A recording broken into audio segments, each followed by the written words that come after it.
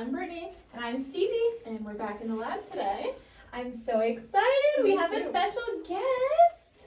Jeff, do you want to introduce yourself? My name's Jeff Petro. I've been in the industry for quite some time, Yeah. and I'm excited about being here. We're excited to have you. So excited. You've spoken to us at the salon quite a few times, right? I have. Yeah, every time you're in, I feel so inspired. I feel thank like you. I just get like a fire lit back under me. So Nice. I was like, if we can get Jeff Petro from Cool Beauty, how cool would that be? Yes. Real cool. Yes. So you're part owner at Cool Beauty? Yes, I'm co-owner of Cool Beauty Consulting. Okay, and what is that? We are a distributor that supports products and education Yeah. in the marketplace, along with some consulting that we do with hair salons, salon owners, stylists, aesthetic people across the board. Awesome. So you guys kind of provide education and product for a lot of people in the beauty industry. We do. Okay, awesome. And then that's kind of where Jess works with you guys too, right? Yeah, actually, yeah, that's how we first really started connecting. She came to an educational event that we were putting on, and that's where the connection came. I actually remember the first time I met her, I was like, well, that's some energy there. Yeah. Oh yeah. She's got some energy. So how many years have you been in this industry? Exactly. Well, I use this term quite some time. I use that term. Yeah, like that. So, I'm going to age myself a little bit, but I got involved with this in 1980. Okay. Wow, okay. Well, really, actually before that, because of course I went to a barbershop to get my hair cut. And then I went to, I think it was probably when I was 16 or 17, the mall, the White Oaks Mall. Oh boy. Remember that? You still call it the White Oaks Mall? I mean, Yeah, but it's loosely, yeah. half the mall it used to be, not even. Right. Yeah, sad. So there in the mall there was a department store. There in the department store there was a salon. It was actually a Vidal Sassoon salon, Okay. and my dad did the design of that salon, and that was the first time I was introduced to feathered hair.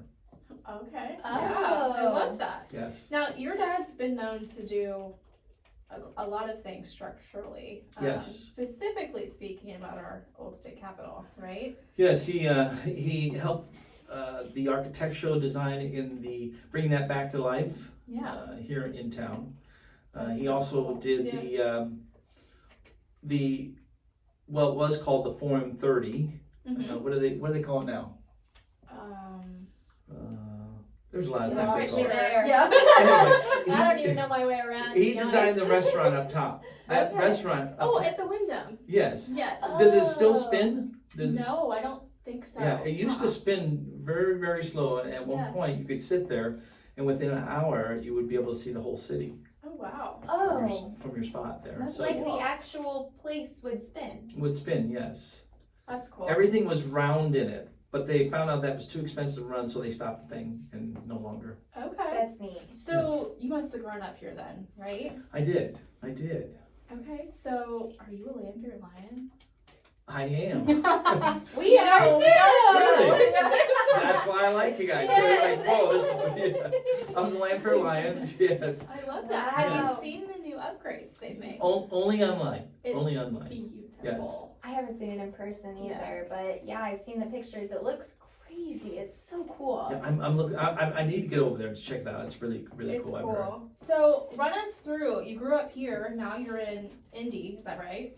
I spend a good amount of my time in Indy, Yeah. and then when I'm not in Indy, I am traveling around the Midwest. Okay. Let's see, and then I have another place up in Northport, Michigan. So I'm a Lions fan again, Okay. Okay. because I'm in Michigan. We'll let that one slide. Well, okay. Oh, Bears. Probably you're Bears fans, right? Or, Definitely not. okay. Well, I don't know. We used to be a Bears fan here, so. Yeah. But I've been on the road. I've been on the road for the last 2 weeks. So sometimes if you ask me where I am, I don't know where that is. Oh, But it's wow. most of the time somewhere in the Midwest. And you're just going around teaching or selling or a little bit of both? Yes, all that. Okay. Yeah. awesome. I love Do you ever that. get to travel for fun? I always, yes and no. Whenever there's business, I always put fun in with it. I like that. Okay. Yeah. You have to do. I'm there already. Why not? So I dedicate time to work, and I dedicate time for fun. Yeah. Okay. Now, is it evenly balanced? Sometimes, maybe, Yeah. not always. But I always look for when I'm in a city. I was in Nashville. Then I was in Chicago, and then I was in Indy, and now I'm here, and then I'm going somewhere. I just booked myself in Columbus, Okay. Ohio. Yeah. So you weren't in the beauty industry.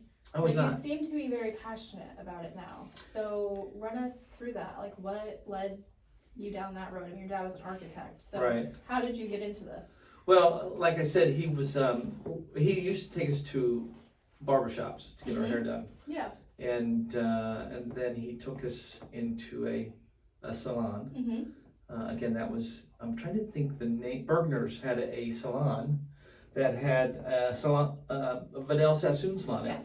And so when I went in there, it was totally a different vibe than it was in a barbershop. Mm-hmm. So I was like, well, this is kind of cool. And then my dad, being a very creative person, sometimes didn't get paid by money. He got paid when he would do projects like that. He'd get paid by things. Okay.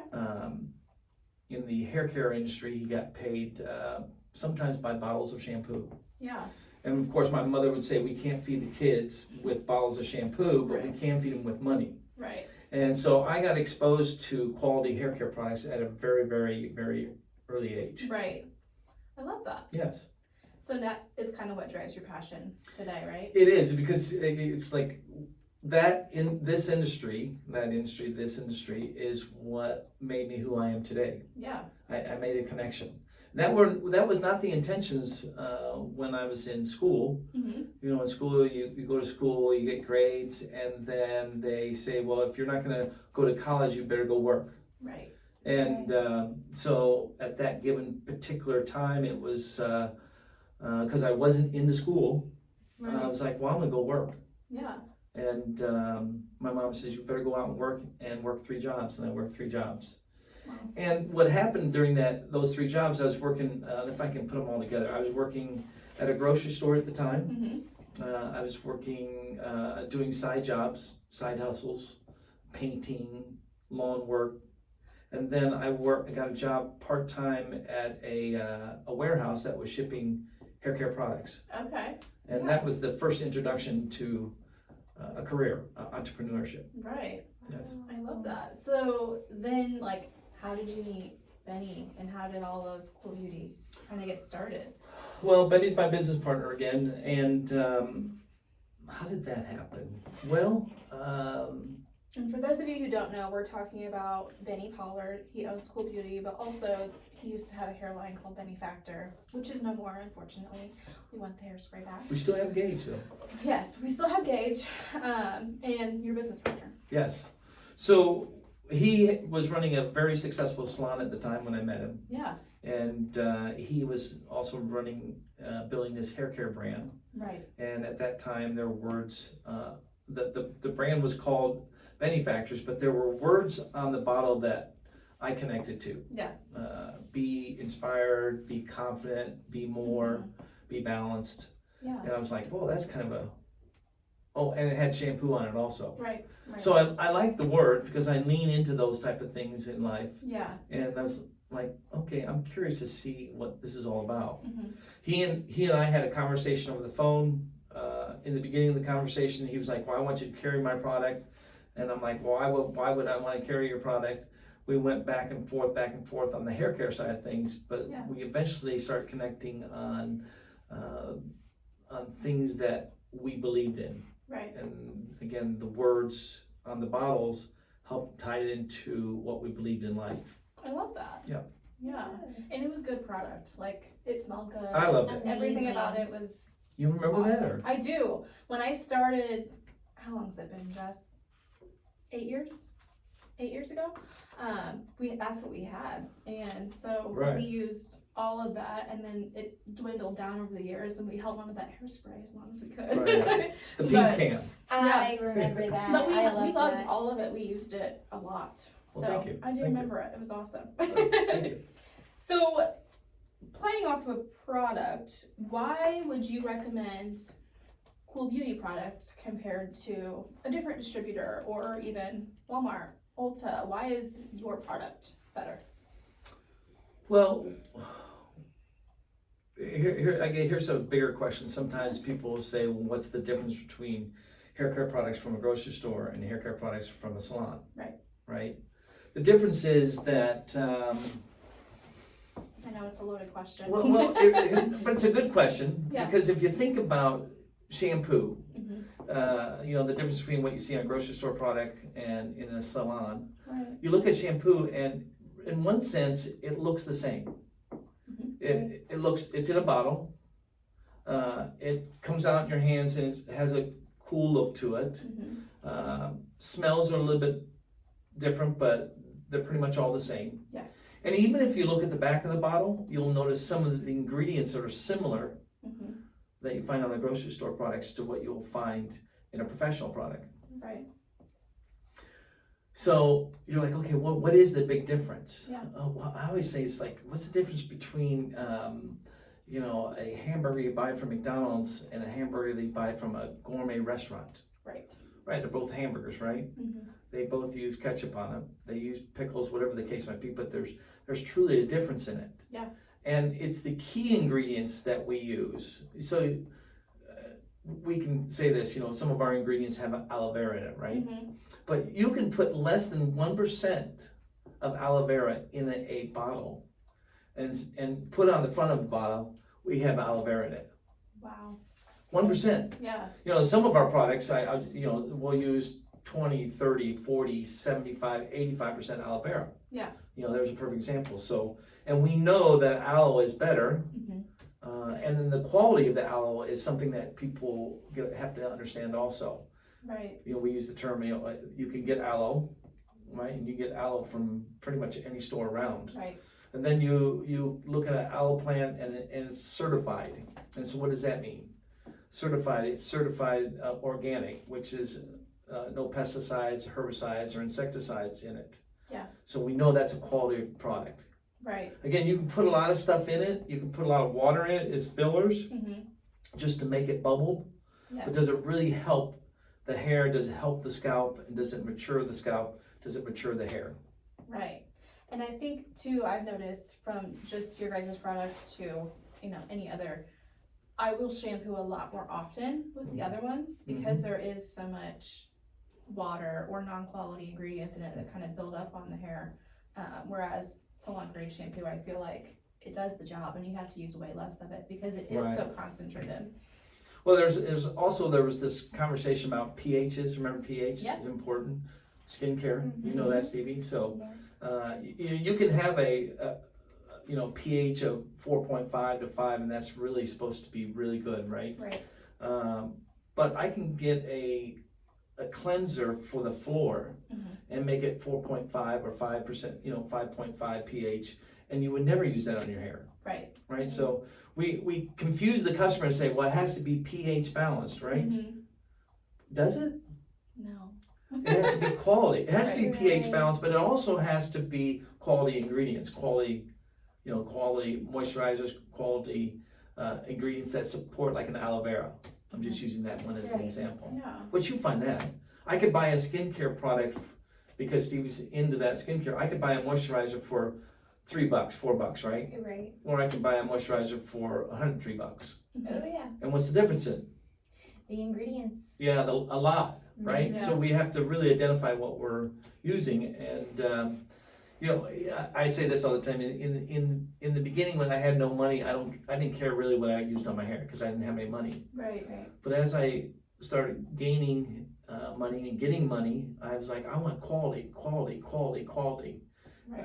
And same in clothes. In the beginning, nothing wrong with Old Navy, Yeah. but what you have to do, I just realized this because my daughter told me this. Is like, I said, don't go to Old Navy. It's not good stuff. And she goes, well, if you wash it in cold, it won't fade as much, and it will stay better.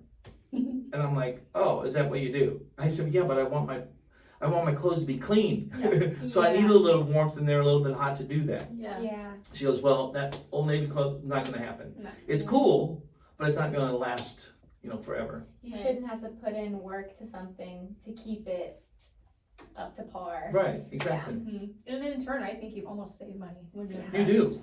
Right. I mean, Again, with how often you shampoo or how much shampoo you need, Yes. exactly. you And really so, save. yeah, so again, people will spend $100, $150, $300 with you at any given time on color. Yeah. And then they go home and they use, can I use the word crap on their hair? Yes. Absolutely. Yeah, and it Yeah. washes it right out. Right, They're exactly. Like, well, why did my color fade? Right, and then they blame you and like, well, then you have Mrs. Jones who uses the good stuff and she comes in and it's like, oh, all we have to do is your regrowth. Perfect, let's do it. Right, Mhm. right. So piggybacking off of what you said about pH, for our listeners who don't really know or care, like what pH means to the hair, Mhm. what would you say, like why is it important for the hair? So, well, not to get into the technical side of Yeah. things, but if it's too high pH, too acid or too alkaline, Mhm. that will have a tendency to either repair or not repair the hair, but it has a tendency to rip all the good stuff that's out of the hair. Right, If it's too high or too low, that's why we say that pH balance, yeah. right? The pH balance Keeps it nice and balanced, nice keeps and it healthy. really, nice and balanced. Okay, You know, awesome. what is it? The pH in a pool has got chlorine in Mhm. it, Yeah. right? What does that do to your hair? What does that do to your skin? Mhm. It's the same thing that happens within our hair. And that makes sense. It makes it very even keel. It's not just, well, we're trying to sell you a product. It's no, this product is Right. keeping your hair healthy, keeping that color lasting. And that's why I love that you guys offer color as well, because the color that we use, that product backs it up. It's Correct. that same line. Well, and that's the same thing on colors that you can go, you can go to the grocery store and get color for your hair, right? And it's what we call bottom shelf. Yeah. We get this bottom shelf of color. They don't use the dyes, they don't use the moisturizers, they don't use the humectants, they don't use the proteins in there like what we have in our color brand. Right. So that's why you get longevity, that's why you get shine, that's why you get the integrity of the hair, it's quality. Right. It's the same. I think that's something in life that we look at everything, and from clothes to our phones Mm-hmm. to our food to what we put on our skin, what Right. we put on our hair. Right. I think those go hand in hand. And I do think this generation is starting to take a closer look at all of those I things, agree. which I do like. Yeah. Your generation definitely is studying more of that, and I Mhm. appreciate it. Yeah. I definitely appreciate that part. Yeah, I would have quality over quantity anytime. absolutely. Oh, yeah. Makes all the difference. Mhm. So as far as the brands, why did you choose these brands? Well, why do we choose these? Quality, number one. What the companies stand for Yeah. beyond the bottle, Right. and it could be on a social aspect of things. It could be how they harvest their product, the people, the places where they harvest the product. Those are all things that we look at. Right. We look at the education that the company brings to the table. We look, like I said, beyond the bottle, the support we get to grow the salons, but at the same time our ultimate goal is, do we have a quality products that we'll get repeat buys on and does what it says it's going to do. Right. That's half the battle. I mean, you can talk about it all day long, but if you use it, the next thing you know, they're still coming in, their hair's fading, split ends are coming, and the integrity of the hair is just not there, then they're not going to repeat. Right. So we look for those partnerships, we look for those key ingredients, we look for the support, and one of the things unique about our business is that the salon industry is unique because it's small business in most cases, and we're also there to help support small business, and which those small businesses, when they are in the community, versus an outside person like I'll say L'Oreal, Right. they've got a product out there, or a Flex, or a Salon Selective, or any of those brands. When you buy that product, less than 10% of those revenues stay in the community. Yeah. When you buy a product that is a professional product, it has the quality, it has the integrity, you'll see anywhere between 35 to even 50% of that revenue stay in the community and support the community. So that's really important to me, because it's the community of hairdressers, the community in which I grew up here, Springfield, Illinois, that got me where I am today. Yeah, and you guys, you only sell to hairdressers, correct? We do. What is the importance behind that of only selling to hairdressers, and why should you only buy product from a licensed professional? Right. Why do we sell that? We sell them because first thing we do is, again, the quality is there. Right. And then the other part is we educate them on the features, benefits, and advantage of it. Right. You know, so you can go down a grocery store aisle and you know, you'll look at packaging, you'll look at pricing, you'll look at sizes, and you're like, okay, and you'll open up and say, it smells good, and it says color on it, it's good for color treated hair, so I'm gonna buy it. Right. Right? Well, we have some of those same things also. We really rely on the professional recommendation of you, the hairdresser, the skincare specialist, to make the best recommendations. That's number one. And number two, we teach you to use that product in the chair before you even go home and start working with, you know, within your bathroom. So you get an opportunity to sample it, use it, find the quality of it. Right. And because you as the hairdresser has their hands in every day, you're going to tell me what the quality and the performance of that product's going to be based on you having your hands on it every day. Right, right. And I think that's important. I mean, at the end of the day, these are chemicals we're talking about. Right. So, you know, you hear of all these companies, you know, I'm not going to name names, but these pyramid schemes where hair has snapped off, fallen out, all of those things. And I think it goes back to that education from a licensed professional, not somebody who picked this up because they liked it and didn't get the education behind it. So, well, you're right. I mean, here's what sometimes happens when it comes to product again is that, you know, you have someone who's in a building somewhere in New York or Paris, whatever the case might be, and they're like, hey, let's make a product that does this, or smells like this, or works like this. And then they put it on the marketplace and sees, you know, gets out there and says, okay, what happens? Right. Where you as hairdressers, your hands are in hair every day. Right. So you can feel it, you can touch it, you can examine it and see the performance. So the brands that we carry, one of the reasons why we carry them is because most of our brands are hairdressers driven. They own the brand. So when the chemist is making things for them, the hairdresser is looking back and say, I want a product that does this. Right. I want the integrity to be this. I want it to reconstruct. I want it to moisturize. I want it to hold color. I want it to make their highlights last longer. So there's ingredients that they have to do, and when they're designing their products, they put all those components together so when it's out there, it works. Even when we get it out there, we put it into the hands of the hairdresser first before it gets in the hands of the consumer. Right, so we can test it. That's it. Yeah, that's it. Yeah, I love that. And that can be said for skincare as well. Right. Yeah, skincare is an interesting thing because I really was not into skincare. I cleansed my face with shampoo because I had it. Oh, no. I moisturized my face only in the wintertime because my face was dry, and you don't even want to know what I used on it until someone sat down and educated me. Okay, so now you're kind of more I have a regimen. on it? Okay. I do the cleanser, I do the toner, I do the moisturizer, I do the night thing around my eye, or the night what? For my eyes. Oh, like an eye cream? Yeah, eye cream, yes. Okay. Yeah.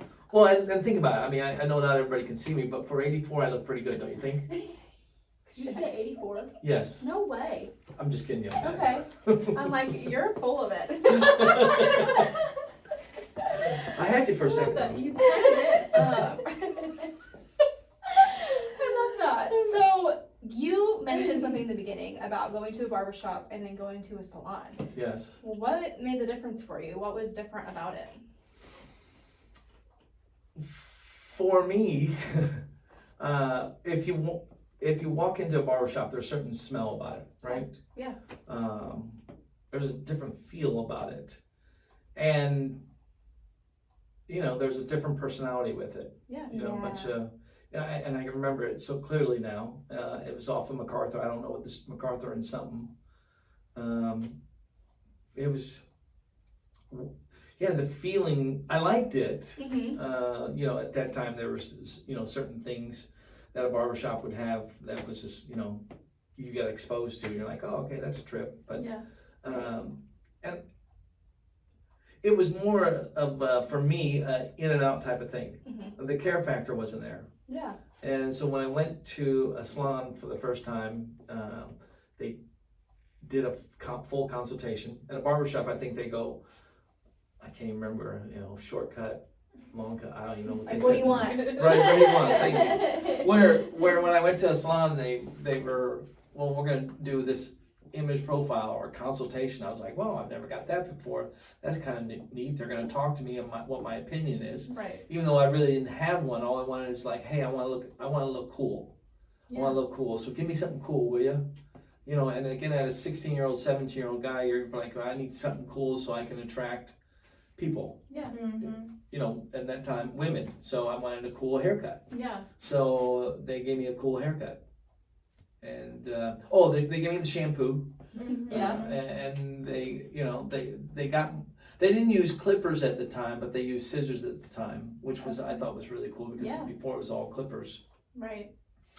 And I think I got another shampoo after that.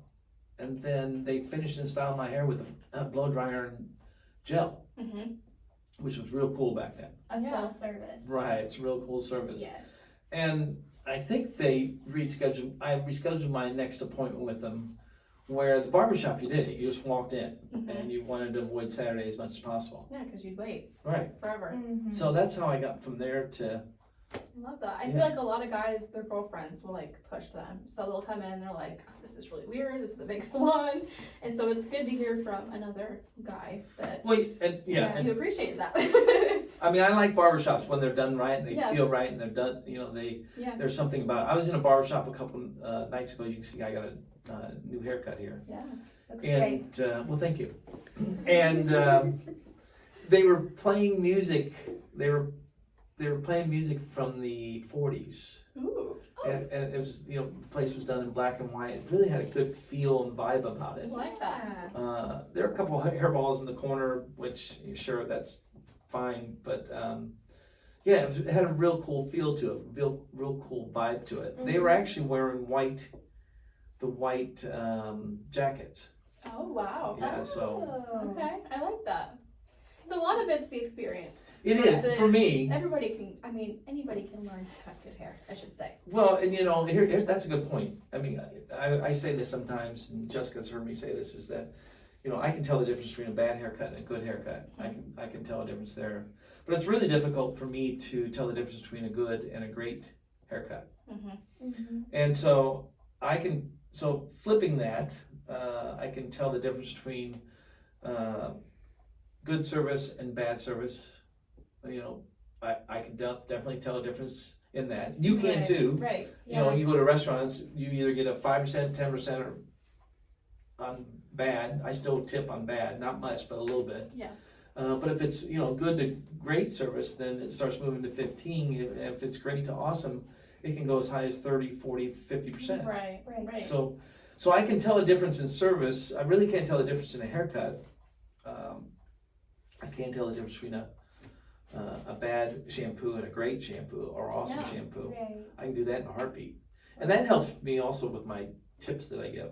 Yeah. I love that. Yeah. All right. Do you have any questions? I don't think so. I think that about covers it for us. Do you have any questions for us? Comments? I'm interested in this whole podcast thing. Yeah. And what got you to do this? You want to start? Well, I don't want to just take over the whole time. honestly, I think what happened was Brittany and I were we're always separated. I'm always down here, Okay. and she's always upstairs. So our worlds don't really collide often, but when they do, I have good conversations with the girls upstairs, and I get to learn a lot. Mm-hmm. And I was just passing through and talking to Brittany, and she's like asking me questions about skincare, and I don't know, she was like, I was doing a styling lab, I'd love for us to like talk about skincare and hair care, and I wish we could like make a video or something so they could watch it at home. And I was like, oh yeah, or like a podcast. And she's like a podcast. Like a podcast. And then I was like, are you thinking what I'm thinking? Pretty much. So we went and talked to Jess and had a meeting, and Jess was a little apprehensive at first. But then she called us back in and was like, let's do it. Sounds good. Why wouldn't you do it? Yeah, Why not? exactly. Right. Fear. Fear. Oh, that's what fear's false evidence appearing real. Yes. There's yes. that. Oh yeah, fear. Oh, that's just a word. You sound like my Yeah, just a word. It's, Yeah. Just a word. mhm. So Pretty much.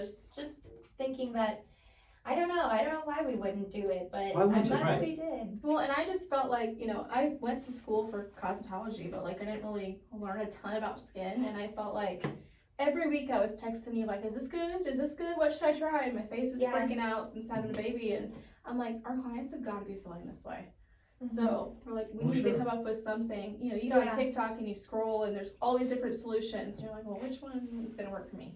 Because I bought 8 products and I still don't see a result. So, it's coming. It's in the pipeline. Right. It'll get there. right. And I just figured that when our clients have questions for us outside of work hours, Mhm. there's only so much they can message us about or, get through to us. And, we can't really answer their questions unless we've seen their skin or we've seen their hair. Right. So I just thought it would be a good way to answer any questions. We are taking questions from clients, so that'll be a segment that we do, and that'll be exciting. And then we can really explain it like verbally instead of just typing something out like, I don't know, you need to come and see me. Right. So Well, your thought turned out right, so you're doing it. So Thank you. congratulations. thank you. And thanks Thank for coming in, Jeff, and Thank teaching you our so much. My clients, pleasure. Truly Yes. my pleasure. the importance of good hair care and what that can mean for them and why they should purchase professional hair care. I have one last question. Oh, one more. Okay. Okay, so I feel like you're a very inspiring person, and you help to light a fire within Mhm. people. What lights a fire within you? Ooh, I love that. Well, I went through a traditional life with education, going to school, going to high school, and when I came out of high school, I had to figure things out. At a very early age, I lost my father in an accident, and my mother said, hey, what are you going to do with your life? Because I need help. I need someone to, she really didn't say step up, but that's what she was asking for. Yeah.